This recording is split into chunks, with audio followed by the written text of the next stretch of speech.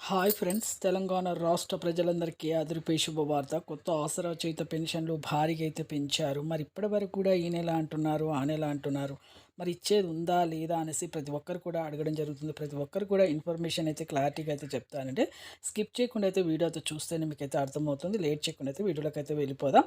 పాత వారికి, కొత్త వారికి, వృద్ధులకి, వితంతువులకి, ఒంటరి మహిళలకు 4,000, వికలాంగులకి 6,000, హెచ్ఐవి, బీడీ, చేనేత, మగ్గం కార్మికులకు, డయాలసిస్ వారికి కూడా 4,000 అండి. ఈకేవైసీ, ఎంపీసీఐ లింక్ అయితే చేసుకోవాలి. అయితే ఇప్పటివరకు క్యాబినెట్ అసెంబ్లీ మీటింగ్‌లో మాత్రం కొత్త పెన్షన్‌ల గురించి మంజూరు చేయడం అయితే వచ్చింది. కానీ రైతు భరోసా గురించి వచ్చింది, కానీ రేషన్ కార్డుల గురించి, ఇందిరమ్మ ఇల్లు, కానీ ఈ పెంపు విషయంలో మాత్రం ఎలాంటి అప్డేట్ అయితే రాలేదండి.